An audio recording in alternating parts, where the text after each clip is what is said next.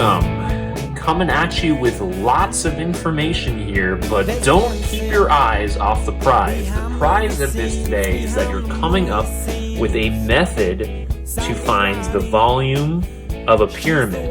Okay, the volume of a pyramid. So we'll have a formula for that before the end of this lesson. Okay, the volume of the pyramid is going to equal something, right? Something. So that's what we have to work towards. Hey, one thing I wanted to remind you of, right? We're dealing with volume right now, and the most common thing that comes up with volume and really deriving where these volume formulas come from is this thing called Cavalieri's principle. Okay, so remember, let's get back to the building blocks, right? Building blocks of geometry. With area, we started with the square postulate.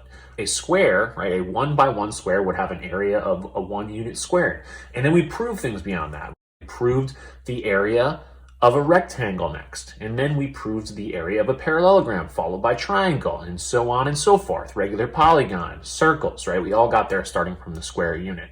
Cavalieri's principle is kind of the same thing, the same idea, the thing that enables us really to prove a whole bunch of new volume formulas. So we didn't have a postulate, a founding postulate for volume, but we can kind of think of it like there really should be a cube postulate. 1 by 1 by 1, right? Length, width, and depth cube would have a 1 cubic unit volume. And then beyond that, we were able to kind of prove and talk about prisms, right? Prism volume. That was a theorem. That was the second theorem that appeared in chapter 10, which we're kind of using, we're kind of not using. But beyond that, with prisms, we needed to use prisms and we need to use this idea of Cavalieri's principle to generate the volume formula for cylinders. So just to remind you here, the Cavalieri's principle, it says consider two solids with the same height. If every plane parallel to the base or bases, if we're talking about prisms and cylinders, they'd have bases. If every plane parallel intersects cross sections of equal area from one of the solids to the other, then the two regions would have the same volume. I mean the same three-dimensional regions. Regions, but more specific here, would be regions of space that are bounded by the solids would have the same volume. Okay, Cavalieri's principle. So this was important for proving that, or making this assumption allows us to prove that the areas of prisms is no different than the areas of cylinders, because if you had cross sections of prisms, be it any kind of polygonal base, but a cross-section of a prism that had a particular area, and then that matched the cross-sections and then therefore the bases of a cylinder's area, they would have equivalent areas for each cross-sections, and if they had an equal height, then they must contain the same amount of space and therefore have the same volume. So this same kind of principle that we're talking about here, Cavalieri's principle, is going to help us. And I'm not going to show you the answer right now because I don't want to give it away, but it's going to help us come up with the volume formula for a pyramid. And the shape that's going to allow us to get there is a cube. Okay, so I have a cube in front of me. I don't want to give away the answer right now, but I have a cube that's made of several, and I'm not going to tell you how many, several pyramids. And the idea is, we have cross sections of a pyramid and we stacked them all up. We have the areas of all these cross sections, and they're all taking up basically mini volumes, each of the areas of the cross section. Also think about what the cross sections would be of a pyramid like this. It's kind of an oblique pyramid right here. Oblique pyramids have the same volume as a regular pyramid. This is just tilted over, and your lesson gets into that a bit later. But think about our cross sections. Looks like they are squares, at least for a square-based pyramid. So the cross-sections will actually match whatever the base is of the pyramid.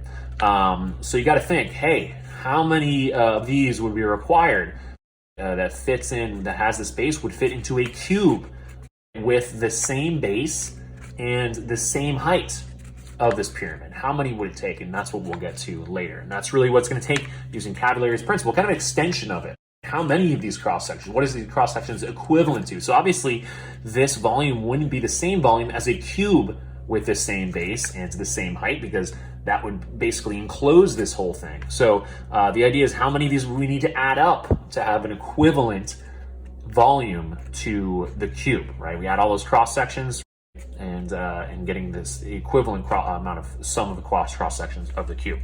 then we'll get to that later. All right, so let's do this now. That was my introduction. We'll get into it here. So it's going to have you think about this and kind of comparing really how prisms and pyramids, their volumes compare to one another. And then problem number one, going camping. Okay, so Soraya's shopping for a tent. Find yourself in a situation, you're going camping. Hey, want to fit in the most amount of stuff, and you can stack it upwards and downwards. I guess like kind of you care about the base of the tent a lot because that's where you're sleeping, but whatever. She wants to know which one's best. She wants to know what has the biggest one, meaning volume. The tent would enclose things.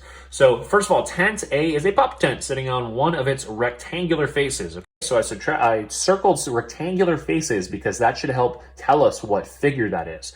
Remember, one of them, prisms or pyramids, has rectangular faces, and then the other one has triangular faces. Okay, so we need to think which is which. Okay, it has a triangular base, okay, and its height is 5 feet, and its length and width are both 6 feet apart. Tent B is a 6 foot tall TP. Its base is a regular hexagon, and the greatest diagonal across the floor measures 8 feet. Question number one, what are the shapes of the two tents? Okay, so what are their names? The tents are obviously solids, three-dimensional, and I got kind of them made up here just to kind of show you, right? They're solids. They have height, width, and depth to them. I stole these from my daughter. This is my toys that my daughter played with. So I made actually a pretty good model of this one here. Laying it down, right? Sort of, this is kind of the perspective that tent is. And then this one, I couldn't make a very good model because I don't have a hexagonal base, but whatever. Yeah, the right one here, this is definitely a pyramid, okay? Pyramid hints on that. We only have one base for a pyramid, of course, and then we have a point where all the lateral faces will meet in that point. And in fact, it's a solid, so anything on the base, right? Anything on the base, if we connect it to that apex, then this is called the apex again. Don't forget that. The apex is where they all meet. Any point on the base connected to that apex is part of the solid. So that's part of the reason why we call it solids, is because any point on the base, if we connect it to that point, is part of it. So we'd have all these points inside that would actually technically be included as part of the solid. So this one's here, obviously a pyramid. Oops, I wrote prism here. I gotta change that to pyramid. Whoopsie daisy. And we have those hints here. We have an apex, okay, one point that's meeting off of the plane, right, containing the base. And we also have faces that are triangular lateral surfaces. So lateral faces are all triangular. Here we have a couple triangular faces, but those are the bases of the prism. So again, I know it's tough to figure out the bases on this side, but we have three of these rectangular things over here. So those are lateral. Those must be lateral faces. If we have three of them, it's going to have to be lateral here because we have two parallel planes on this side with identical triangular bases. So our bases are kind of here and then way back here. So the perspective, this is kind of tricky. So oftentimes we usually think of bases as what it sits on and what sits on top of.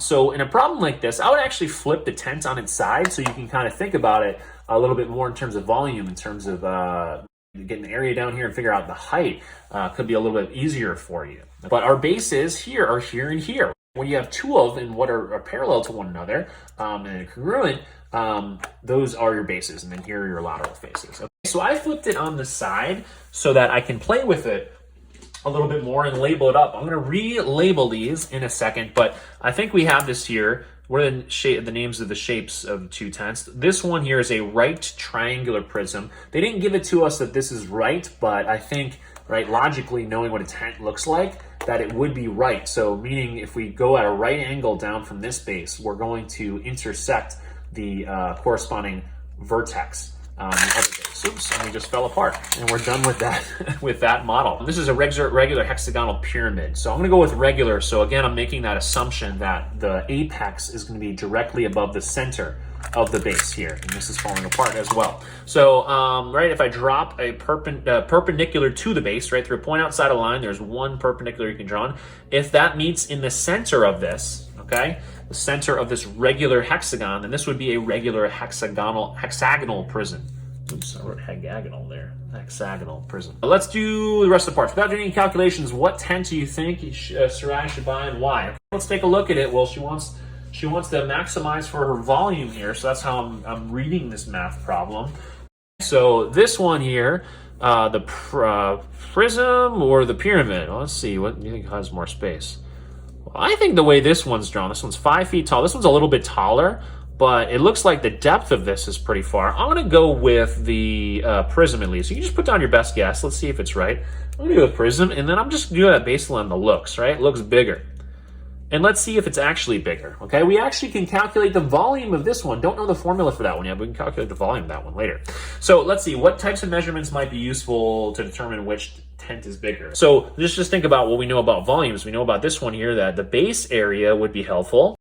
We know that the height would be helpful, right? Because for this one, our volume equals base area times height. We don't know the formula for this one yet. So we got to think, what else might we want to know? Okay. Base area, height. Well, we maybe think about how a pyramid is different. How is a pyramid different than this? Well, here, look at this. This one here, as we go from base to base, all of the cross sections are identical, right? All of the cross sections are identical here. So if I run a plane that's parallel to the bases of the plane here, I get a triangle that is congruent to this triangle up here. So I didn't draw my shape very well. I probably should have. Oh yeah, this would be part of the plane down here. This looks more like it. So remember the plane continues on. It's hard to draw planes on solids because I'm sort of running it through it. So technically, this plane would continue on infinitely parallel to the base. So it actually would. I would draw it. It would kind of look like this on the solid, sort of twisted this way. So cross sections are identical to the bases. The problem with this here is that your cross sections are not identical to the base. What are they though? Let's see. Let's kind of draw it in and maybe try to visualize what our cross section would look like here. So if I drew a plane parallel to this base right here, it's not going to be congruent to that base. That base is way bigger. So here, hard to draw. I'm kind of just sketching it. What's the idea of this here? What am I trying to show you? The cross sections of a pyramid aren't congruent to the base because the base is the largest of the, well, technically cross sections, I guess.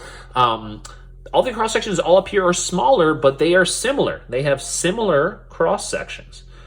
So we might be curious about what the cross section relationship is of the pyramid cross sections, the areas of cross sections, and how it kind of compares. How much space does each of the cross sections take up as it goes up? What do you need to know to answer her question?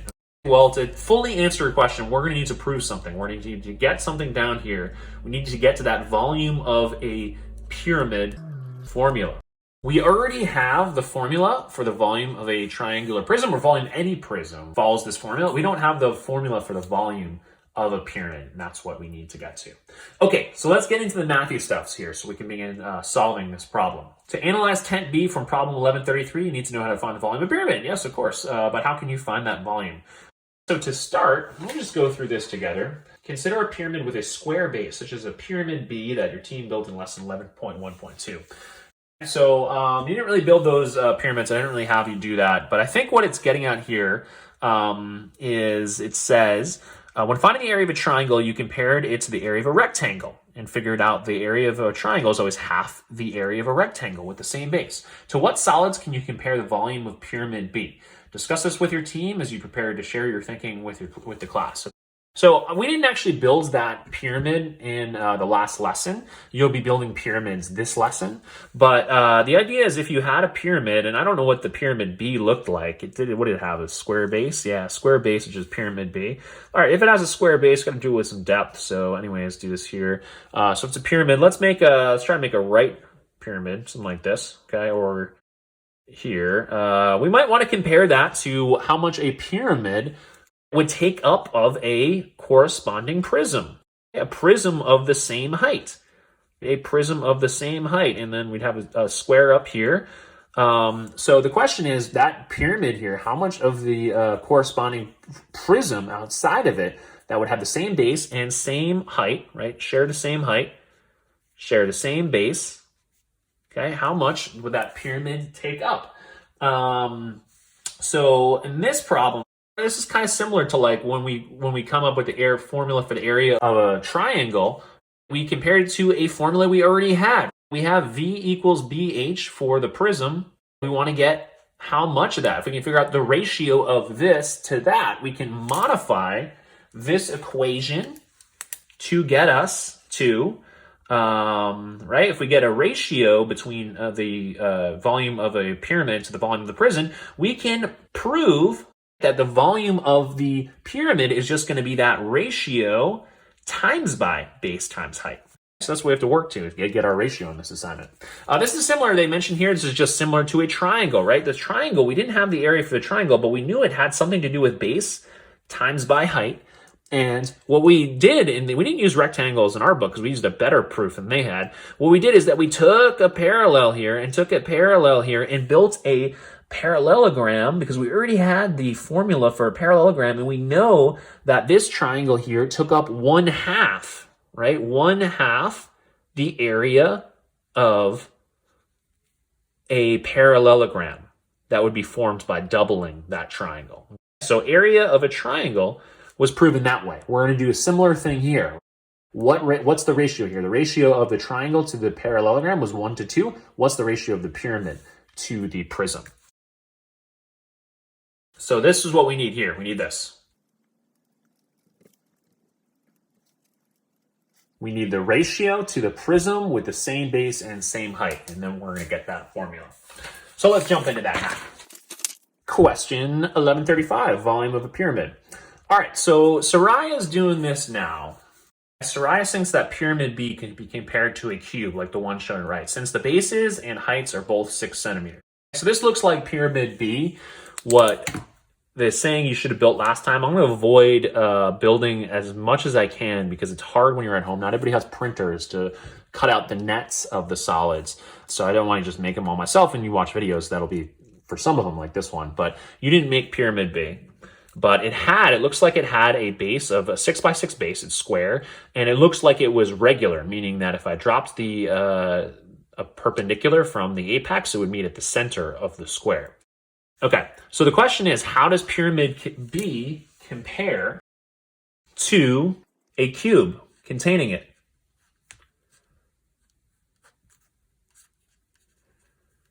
To a 6x6x6 cube. And pyramid B has 6x6 base and 6 height. And we can't say it's just 6x6x6 because it gets more narrow towards the top. It's no longer 6x6 here in that cross section, that square cross section. So first estimate, let's see here. What is the ratio of pyramid B's volume to the cube? What do we think? What does it fit in? Let's see. Oh, it takes up the whole bottom here. It takes up a lot of the bottom. It doesn't take up much of the top. What do you guys think? I guess. Okay, I don't know. What do you say? Like, let's just make it easy here. I'm gonna go with 1/2, right? 1/2 of the cube's volume equals volume of pyramid B. 1 to 2 ratio. And I'm gonna put question marks all around this because we don't know if this is true. We don't know if this is true. So what we're going to need to do is we're going to need to figure out a way to test this hypothesis. Okay, let's test that hypothesis. Okay, so let's go through it here. So here, this was pyramid B. So this must have been a regular pyramid that it says you built already, but you haven't because we're in the minimized building. So Soraya remembers comparing pyramids B and C in lesson 1.1.2. She decided to compare the volumes by thinking of stacks of slices. When thinking of this way, what is the shape of each layer? Note the name of the shape of the layer is a three-dimensional solid called a cross-section. Okay, good. We're on the cross-sections now. So the idea of this is that this pyramid is a certain height and it's made up of cross-sections. And it looks like that those cross-sections, and here I can build my pyramid real quick, the one that I broke earlier, my daughter's pyramid. Cross-sections of this would all be squares, right? We would have squares. We'd have infinitely many cross-sections, but up to only between the apex and the base, and they'd have a certain amount of areas. And if we added those all together, that would give us the volume. So they would all be squares. Square cross sections.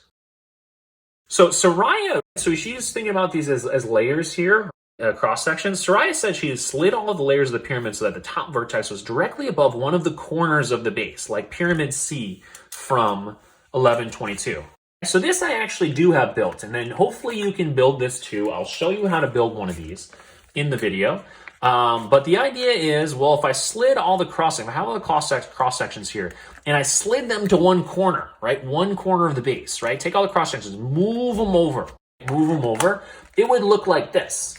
It would look like this. So now I have kind of a corner here. I have a corner here. The perpendiculars on the side. You slide them all over. It says when the top vertex, okay, so just a side note here too. This is a regular pyramid. They call it right pyramid. Oh man, regular, right? Regular pyramid because it's a regular base and the vertex is right on the top, or the apex is right on the top of the center of the base. So you slide it over, and slide over at all, called oblique pyramids. I've already told you that here. Okay, so when Soraya slid all the layers to create an oblique pyramid, she did not add or take away any of the layers. So how does the volume of her oblique pyramid compare with the right pyramid in part B above? Okay, so this one versus that one, the volumes are the same. We have the same cross-sectional areas going from base to apex, okay, regardless if we've slid those layers over or we've kept it in the middle. So that means that the volume of a pyramid is going to rely on just the base area and the height. It doesn't matter if it's slid over one way or the other. Okay, so that's nice. We're going to come up with a volume formula for any pyramid. So any pyramid's given its base and given its height once we figure that out. So the volumes are the same between a regular pyramid and an oblique pyramid. So part D, this is the big question right here. Test your estimate from part A by using as many copies of Pyramid C as you need to assemble a cube. Was your estimate accurate? Now explain how to find the volume of the pyramid. Let's do this. Let's get messy. Let's start making some of these cubes, because I only got 3 of them built so far. Let's build a 4th one so we can see if we can assemble a cube. How many of these with this base can create a cube with identical 6 bases of area C? Let's do that now. So I have my mat here. I have my mat for period C, which is going to give me an oblique pyramid where the apex is located directly over one of the corners of the base. And I'm going to use this to figure out how many of these I need to fit to compose an equivalent prism that has the same base and the same height of the pyramid, right? Thus proving the ratio of pyramids to prisms in the formulas. So I'd highly recommend doing this. I put this on Google Classroom. I have the net here to take as many of these as possible, as many of these prisms, and I highly recommend you do this. Okay? So I know we're doing distance learning right now. You're stuck behind a computer. I'd hopefully recommend you not be just a tourist in this situation. Tourist is somebody who just kind of watches things go down, watches from afar, observes, and kind of like, oh, that's cool, that's neat. Hey, let's try something different this time. Let's do kinesthetic learning. Getting your feet wet, getting your hands dirty, and learning with your hands and actually cutting some stuff out. So if you can print this out, please do. If not, maybe you trace it or something like that. But I'd recommend you do this. And I didn't do a ton of this model stuff as a kid, and I think it really is kind of unfortunate because a lot of the kind of models that, if you made a lot of models in your past, then you might not even know this solids geometry even better than I do, because I'm pretty amazed the stuff that I find online in terms of all the amazing shapes people can make just for fun because they look cool. Extension of art, and it really helps you understand the math and the formulas a lot better. Okay? So hopefully you won't forget this formula if you actually spend the time printing this out and cutting it out. And so cut around these gray areas, because you're going to use that to fold over and make it easier to create your pyramid. So I always see people doing like origami and stuff, and origami is great because it actually incorporates a decent amount of geometric principles. So when you hear some of the formulas coming up, it might make your origami work or your work creating other types of designs in 3 dimensions a little bit better, because you'll hopefully understand the math a little bit, some of the connections there. And, you know, I'm still learning the solids math. As an economics major, I didn't really spend too much time doing stuff like this in college. 3 dimensions wasn't really my world in college. Anyway, here we go. We have a mat right now. So remember, this is going to be a square pyramid. So there's going to be our bottom, and we're going to have to fold. So fold so that the lines are on the outside. So these are all the edges. What you see here, these are all going to be the edges of our pyramid. So I'm going to fold here, and then it looks like I have to fold inward on this one here. And then this is probably where these are all lateral faces here, because this is our base. So it looks like a lateral face there, and they'll have 2 more. So 4, right, lateral faces for a pyramid with a square base, and that's all I need. So I'm gonna start taping this right now. So this is again what it looks like. Here I fold it inward. I'm gonna tape here. And there we go. Got 2 lateral faces, and I need to get the next 2. So I'll need to fold this in and fold over so that I have the final 2 lateral faces. I might as well tape here, and then I'll have my last lateral face where I'll tape with the 2 flaps there. And that's how you're going to make this oblique pyramid, where conveniently the apex is over one of the corners of the base. So this eventually is going to be the corner of a cube. We just need to figure out how to make it fit and how many of these pyramids we need to fit in to have an equivalent prism composed from it. This is where, if you have origami skills in the past, you're probably making a much prettier pyramid than I am. And your cube will look better because of it.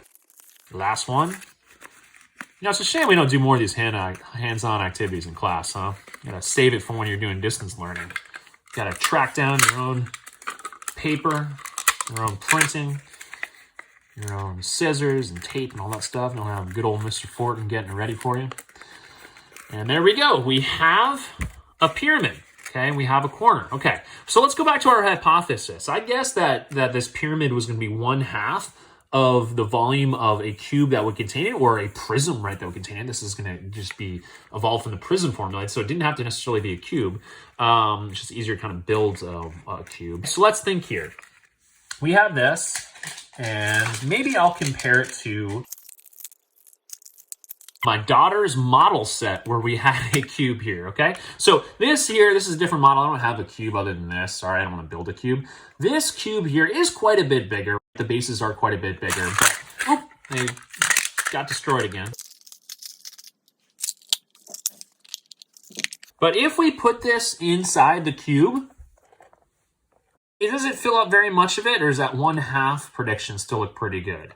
I don't know, not much of it got filled up. We notice a couple things here. Hey, notice this actually. If this were actually the same base, right? If we had the same base as the cube itself, what is that lateral edge of the pyramid going to be on our cube? It looks like the lateral edge is going to be the diagonal of one of the sides of the cube. Okay, one of the sides of the cube. That's going to help us build the cube. So it looks like here, this is going to form a diagonal of one of the sides. So that means I'm going to grab my other cubes. I got 4 of them. Let's see if that's going to be enough. It's not going to be 2. Let's see. Let's put it together. So I'm going to grab this, and I'm going to put it together so I have a diagonal right here. That's how you can create it out. So now I have a square side here, or a square face. And I have another square face down here, because putting 2 of these pyramids together gets us that. And then again, there's where the base of this pyramid's on the side, okay? And this is forming a cube. Is it the whole cube? Oh, no, it's not. So my 1/2 prediction was incorrect. The pyramid isn't actually 1/2. There's actually a lot of space up here. A lot of space, a lot more space than you'd think that isn't being used by the pyramid. And then the bottom half, a decent amount of the cube's being used, but only for a few of the cross sections, not too much of it. So let's get this. We have 2. What do you guys think? 1/3, 1/4. How many more of these we're going to need? Let's try one more. Well, we have another diagonal here. I think that sort of diagonal hint probably gives you the answer at this point, because if we just have a diagonal missing here, right, half of this face missing here and half of this other face missing here, and then a whole face missing here, there's your answer. It's going to be 3. 1, 2, 3 pyramids. Okay, 3 identical pyramids would fit into a prism with an identical base and a corresponding height. Okay, in terms of volume, you have to cut up your cross section somehow. It's not going to be as simple as that if our bases weren't squares and we weren't oblique like this, but you can take pyramids and based on their cross-sectional volumes and cross-sectional areas and moving those areas around, you would fill up an equivalent prism if you had 3 of them. And all those 3 times those cross sections and moving them around would fill up the volume of a corresponding prism. And that's going to get us to our formula. So you can notice this here. You got your cube done, and the height of this is the same height as the cube. Okay, the same height as the cube. And notice that the base areas, these would have the same base areas. All of these sides are just going to be base areas of the cube. Okay, and it would go around and so on and so forth would match up. Okay, so we did it. Was our estimate accurate? No. So this is counterintuitive. It'll be hard to remember this formula. That's why I wanted you to do this. Put a prediction down right here. Because it's not 1/2 base area times height. It's different. How to find the volume of a pyramid? We need to multiply the volume of a prism with same base area and height by what? What mathematically? What's the proportion here? What's the ratio? By 1/3. So 1/3 is going to appear in our formula. We've gotten to it here. 1136 part A, write an expression for the volume of a pyramid with base area B and height H. Well, that's easy enough. It's just going to be V equals 1/3 BH. And hopefully, since you built it out, you're going to remember that formula. But we've arrived at it now. We've gotten to the formula for volume of a pyramid. Does that pyramid need to be a regular pyramid, or can it be for an oblique pyramid? Well, it can be for any pyramid. As long as you have the height, as long as you have the base area, right? You can slide your cross sections however you want. The right pyramids will have the same areas as the oblique pyramids. So it doesn't matter whatsoever. This volume formula goes for any pyramid, volume of a pyramid, and that's any pyramid, which is good because in our problem number 1, faced with bottom that tent, we had a hexagonal pyramid. Use your expression from part A to find the volume of a pyramid with a base area of 34 square units and a height of 9 units. So let's do that. That's pretty easy enough. We're just going to get our volume. And if this were a prism, we would just take the base area, which is 34, and we would multiply it by its height, which is 9. The only thing we need to do instead is we need to do 1/3. Multiply it by 1/3. Okay, so that's the only difference down here. So it'll be 1/3 of that prism's volume. So I would simplify this here. I'm going to start doing this when I simplify this here. 1/3 and 9. 3 goes into 9 3 times. So I'm going to simplify that down there. 9 times 1/3 is 3. And so 34 times 3 is 102. So you can do that quickly in your head, a problem like this. And then that's cubic units. If we're talking about, they're telling us the units here, 34 square units, and then 9 units here. 9 units times square units would give us cubed units right here. Let's get to the last problem so that we can actually solve what we had in front of us here. Now return to problem 1133. It helps Sarai decide which tents to buy for a backpacking trip. To make a decision, compare the volumes, base areas, surface areas of both tents. Be ready to share your decision with the class. So for this one here, I actually redrew these diagrams. I think this would be helpful to maybe do with these diagrams on this one because I changed it so I have my bases on the bottom. That's just one thing that I do to keep myself organized when figuring out the base area and figuring out what height is. Because here, this is depth here, 6 feet, but that's actually the height. Our H here in the triangular prism is 8. And then to get our base area, well, that's just, they gave us the altitude, which is 5, and they gave us the base, which is 6, and our height is 8. So we'll get tent A right here, and base area is going to equal one thing which we'll calculate. Height is 8, so I'm just going to get my inputs from the other sheet, and it's, height is 6. Okay, height is 6 right here. So height is 6. And then base area we need to get. So this will be our inputs to the formula V equals base times by height. You got to double check yourself before you wreck yourself. What shape is this and what shape is that? That's a prism, that is a pyramid. So we're not going to do the 1/3 thing here. This is going to, even though we have triangles down here, it's still going to be base area times by height. It's going to give us our volume. So height of this is 6. It's drawn out like this. And now let's get our base area. So it's a triangle, so it's going to be 1/2 base times height, so that's easy enough. It's just 1/2, 6 times 5. This is 30, and 30 times 1/2 is 15. Volume equals 15 times by 30, and that's going to equal 90. And what units is it in? It's in feet, so the little tick marks on top mean feet. So it's going to be cubic feet. So 90 cubic feet worth of volume in 10A. Tent B, we're going to do something similar, but we got to remember, check yourself before you wreck yourself. What formula are we using here? Oh, it's a pyramid. So this one's where our cross sections are all different as we go up. So that means up top, we're not taking up much volume, taking up a decent amount of volume down here, but no more than what a prism would hold. So remember, we got to remember that ratio. It's in a 1:3 ratio with a corresponding prism that would be just as tall and have the same area as the base here. So 1/3 base area times by the height. I drew this here because that's actually going to help me with my base area. So reminder on height, we're not talking about slant height right here.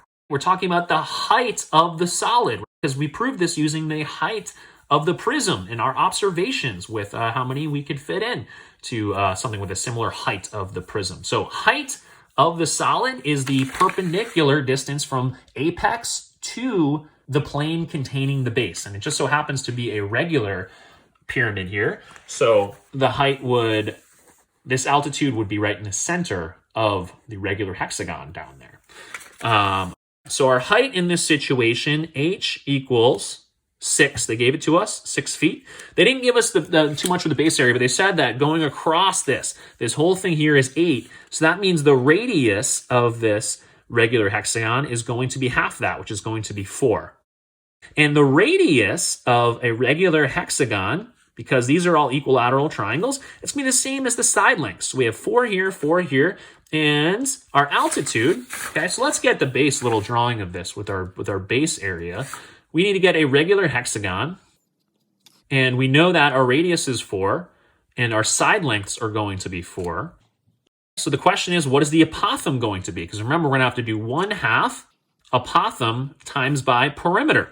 So our perimeter is 4 times plus 4 plus 4 plus 6 times, right? So 24 is our perimeter. And our apothem, because a hexagon has a 60-degree angle right there, and our apothem's perpendicular. It's a 30, 60, 90-degree triangle. So we go 4, down here would be 2, which would be half of the side length. And then this would be 2√3 for the apothem. So 2√3. So to get our base area, 1/2 times 2, those would just make a 1 here, and then we'd have a √3. Base area equals 24√3. And the height, remember, we've got to go back to the original, the height of the solid is 6 feet. So let's do this. You can actually determine your answer here. Honestly, like you don't even have to do all the work out to figure out which one has more volume. Because the heights actually have the same, there's the same height. So this would be determined by which one, if this area is more than 3 times as long as that area, then this is going to have more volume. But I'm just going to do out all the work so that we see which volume is greater than the other volume. So volume is going to equal 1/3 times by 24√3 times by 6 for the height. And 1/3 goes into 24 8 times. So I'm going to make this 8√3 times by 6. And volume is going to equal 48√3 cubic feet. Oh, I knew they were going to do this. I knew they were going to make this problem. They were going to make it pretty close once you got to it here. Do we know what the answer is? Do we know which wins?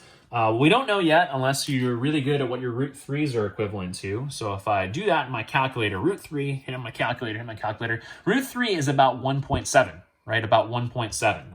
So let's just multiply this. √3 times by 48, you're doing it on your calculator, and I get about 48 times 1.7, it's a little less than 2. So a little bit less than doubles the 48, so I get about 83.1 cubic feet. There's my approximate answer, and that's necessary because I need to really compare it to this 90 here. So which one's our big winner? This one. There we go. Volume of 10A is greater. Did that match your prediction from before? Well, this one had a much wider base, a much bigger base than this one, but this is going to hold way more volume because it's a prism, not a pyramid. That's it for this lesson here. Hey, also on the Google Classroom is we have an organizer here, a toolkit, which I will show you right now. We're just going to put down the formulas to these guys here, and you're welcome to put on any problem examples and just keep it in one safe place so that you have the formulas, because, hey, there are a bunch of formulas coming at you this unit. So stay organized and make sure you know what you need to know. After thinking about this a little bit more, I don't think you need this resource page. I don't think you need the actual formal toolkit, but you do need these in a safe place. So I think what this is good, what it's reminding you to do, I know you're putting in formulas and notes, but you learn different formulas different days, okay? So you should have one page of notes set aside for all of the formulas. That's kind of a best practice. I know we take notes on a day-in, day-out basis, and you guys review your notes, but if you just have been learning all along and one page, that would be good, because we're going to keep adding to that. So instead of actually going and putting this up on Google Classroom, just set up a different page in your notebooks, but just title it Volume Formulas. And that's about it. You can put in the notes you want to put in it, but you can just keep them aside. So prisms, the formula is volume equals base area times by height. Again, base, the B is uppercase to remind you it's not a base length, it's a base area. So this capital B sort of represents the fact that an area has already been found. You've already multiplied 2 dimensions, not just 1 dimension. 1 dimension would be the height of the actual prism. Cylinders would be the same thing. So volume, actually, this is volume and surface area formulas. That's what it says here, volume and surface area formulas, because you want to put them both down. So cylinders going to have the same volume formula. Volume equals BH. I was trying to figure out, like, what else they really want you to say here. They're the same thing. Well, it could be volume equals base area times by height, but it could also be pi r squared times by height, because a cylinder base area is going to be determined by the radius, and pi r squared gives you the base area, and then the height is over here. So this reminds us with the surface area, well, lateral area of a right cylinder, we can figure that out because the lateral surface, if we unfurled it, would be a rectangle, right? Be a rectangle where the circumference of the base, right, 2 pi r, right, that would be the width of the rectangle formed by here and here, formed by the lateral surface, right, be 2 pi r, and the height would match the height of the cylinder. So lateral area of a right cylinder would equal 2 pi r h. And there we have our lateral area formula. There we have our volume formula. And again, we can just finish this out by talking about surface area. And surface area would just be 2 pi r squared plus 2 pi RH, because we needed to have our 2 base areas plus the lateral surface area, which meets that formula. Prisms, we didn't do surface area, but let's do lateral area first. And again, this will have to be of right prisms. And that would be the perimeter times by the height. Okay, perimeter times by the height. So maybe you're writing down what these letters mean too, in case you having trouble remembering what each one means. Perimeter and height here. And then the surface area is going to be just twice the base area plus lateral area. For right prisms, you can use that that formula for perimeter times the height. So I should maybe simplify this here. This is the formula just for right cylinders. Last one we have is pyramids. We just proved those today, so hopefully let's get it put in here. And I would save space too. We're gonna have more formulas, right? We got spheres coming up, we got cones coming up. So save some space for that. So now we have pyramids, and we take our volume formula for a prism, and we can get an equivalent formula that needs to be 1/3 of the size to fill up the prism. And lateral area of a regular pyramid, that's going to equal 1/2 perimeter. And instead of the height, right, height of the actual solid, because notice, like for a prism, like a rectangular prism, the height of a rectangular right prism, the height of the lateral face would be the same as the height of the actual prism itself. It's different for pyramids. Pyramids, you have slants, right? It's slanted over here. These lateral surfaces are slanted. So what we care about isn't the height of the actual solid. We care about the height of that slant, or otherwise known as the slant height. And that is L. And that's one that people forget. So I'm going to write this down here so that, and I recommended you write it too in your notes. And finally, we have surface area. Okay, surface area of a pyramid, you're just going to have to take your base area and then add to it the lateral area. And if it's a regular pyramid, then it'll be base area, right? Not two base areas, because you only have one base for a pyramid, plus 1/2 perimeter of the base times by the slant height. And this is for regular pyramids as well. And there you have it. There we have all of our formulas to date so far. And we'll mess around with more problems and use these formulas a little later on. Go ahead and start your homework. You got this. Bye, guys. We don't care about no government warning about the promotion of the simple life and the damage there.